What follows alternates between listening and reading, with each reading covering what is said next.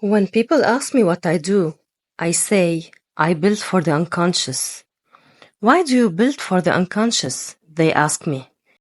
My observations and conclusions throughout 14 years of research told me a lot of things about human structure and architecture. We deal with daily life mostly in an unconscious way, due to the huge amount of information that our conscious will not be able to process. A whole body will take in charge the information processes and actions, while the mind, which is the conscious, will focus on the thoughts.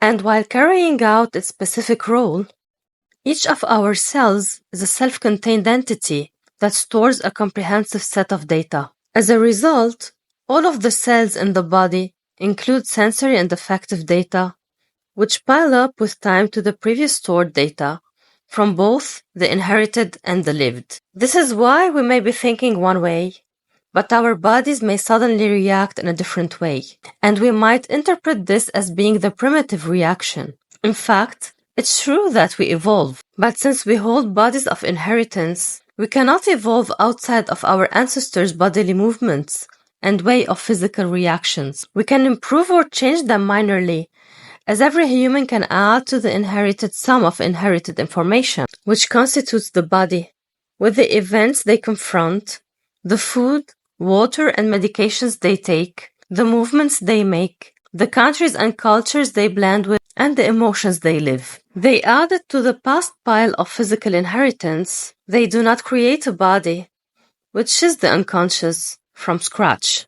And so, our body language expresses for us. Of course it does. In a conversation, it's the body language that speaks more than the words. And often, the body escapes our conscious control, where we are aware that the action or behavior is improper, yet we continue to engage in it. The behavior then becomes a habit that we are unable to explain, and we are in conflict with our conscious reason. How does this relate to architecture? I can say that it's not only food that nourishes the body. It's all the information that we store, the ones that comfort us, and the others that stress us. We're feeding our unconscious with large amounts of information that stress us, mainly through the sensory experience in the city. As we move around the city, our bodies are registering all the details and absorbing every information they find. This is how the bodies build data as well. Every scene of our life occurs in a place, with all its detailed design. And this is how we start to think every emotion or architectural details. And wherever we see them, as minor and small as they can be, the emotion will be unconsciously triggered. The body is the area of the unconscious storage. And since we inherit the genes that constitutes our bodies, then we understand that our bodies keep the score of our ancestors.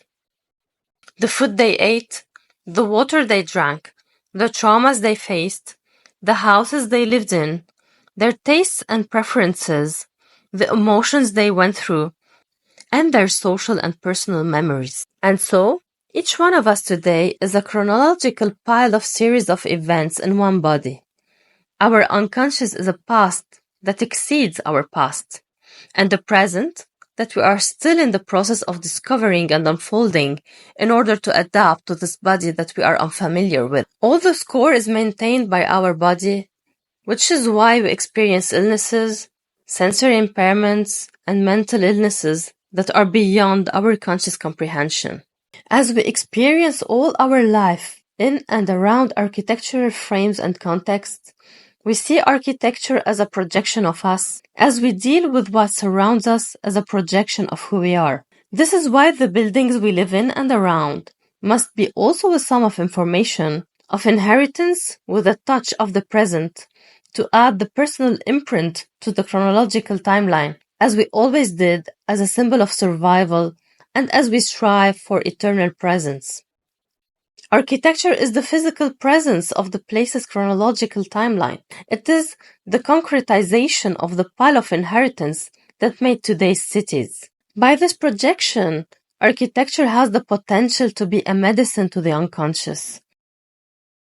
It is the cell The entity of information that our bodies will understand in unspoken language as soon as they see it and experience it. Because architecture has also the potential to deliver body language, because it is a body, although immobile. All of our senses will be triggered, remembering unconsciously through each of our cells, which are all a mix of ancestry and memories, the past of it, and will judge primitively its safety, beauty, history, shapes and colors, and measurements. Our bodies, which carry a whole past of events and communities, will detect what activates the considered adequate emotions. And our bodies will react in a way that we don't understand, just like in other patterns and habits of life. Sometimes people cry in front of an old building, or will feel safe and happy in front of another one. At least, this is what I saw in my research journey. The power of architecture is now clear. All this unconscious interaction will help mitigate mental conditions, which are to our conscious minds an inexplicable burden, which when faced with the designs that the body recorded as soothing the fear and other emotions of danger and protection seeking, will heal the present-day alive bodies, helping people in their psychological journey. Yes, architecture has the power to heal. Let's not make of it an element of getting ill. Healing the body, hence the unconscious, and the mind, hence the conscious. Because through architecture, we create patterns and links between the frame and the emotion. And so, we can be happy and secure, which are conscious emotions, through the unconscious process of information that surrounds us.